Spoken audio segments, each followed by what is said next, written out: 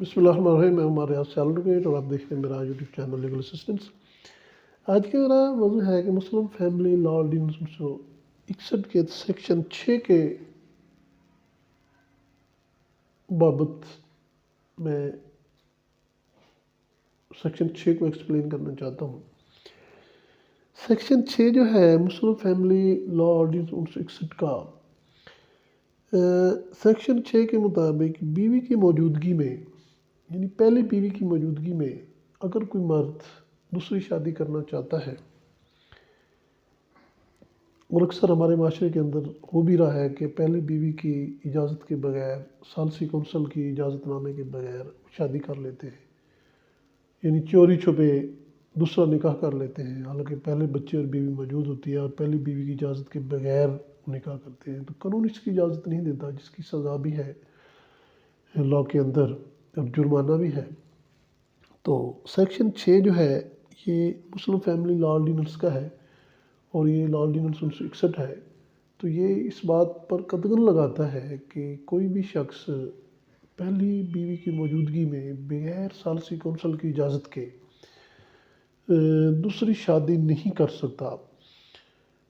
اگر وہ دوسری شادی کرتا ہے اور یونین کونسل سے اجازت بھی نہیں لیتا،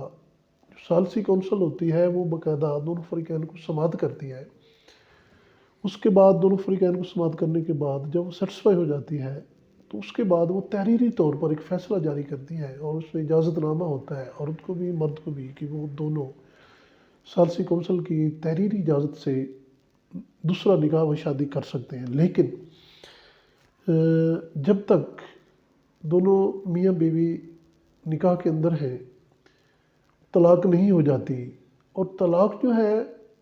ڈیورس جو ہے وہ بھی اگر خاوند عورت کو ڈیورس دیتا ہے تو اس کے 3 نوٹس بھیجتا ہے، یعنی 3 ماہ کا پیریڈ جو ہے وہ گزارنا ہوتا ہے، تو اس کے بعد وہ طلاق مؤثر ہوتی ہے۔ لیکن اس طلاق کو بھی جو ہے یونین کونسل کے اندر ظاہر نوٹس بھیجنے ہوتے ہیں، اور سیکرٹری یونین کونسل یا ثالثی کونسل جو ہے دونوں فریقین کو طلب کرتی ہے۔ اگر دونوں فریقین میں سے کوئی فریق نہیں آتا تو اس کے خلاف ایکس پارٹی پروسیڈنگ کرتے ہیں، یا دونوں فریقین اگر حاضر آتے ہیں ان دونوں کو سماعت کیا جاتا ہے۔ سماعت کرنے کے بعد اگر ثالثی کونسل اس نتیجے میں پہنچتی ہے کہ ان کے حالات جو ہے آبادی کے نہیں بنتے، آباد ہونے کے، ان کی مصالحت نہیں ہو سکتی، اور یہ واقعی علیحدہ ہونا چاہتے ہیں اور ڈیورس لینا چاہتے ہیں یا دینا چاہتے ہیں، تو پھر وہ جو ہے اس پہ ایک ثالثی کونسل اجازت نامہ دے گی۔ اگر طلاق ہوئی ہے تو پھر وہ 3 مہینے کی جو پیریڈ ہے وہ گزرنے کے بعد دونوں فریقین کو سماعت کرنے کے بعد پھر وہ اجازت نامہ جاری کرے گی، مرد کو وہ بھی شادی کر سکتا ہے اور عورت بھی۔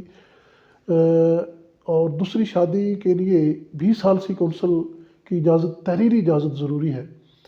اگر کوئی عورت زبانی اجازت دے بھی دے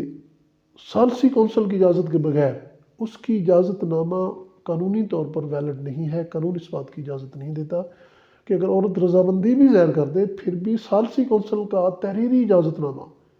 قانونی طور پر جو ہے وہ ضروری ہے۔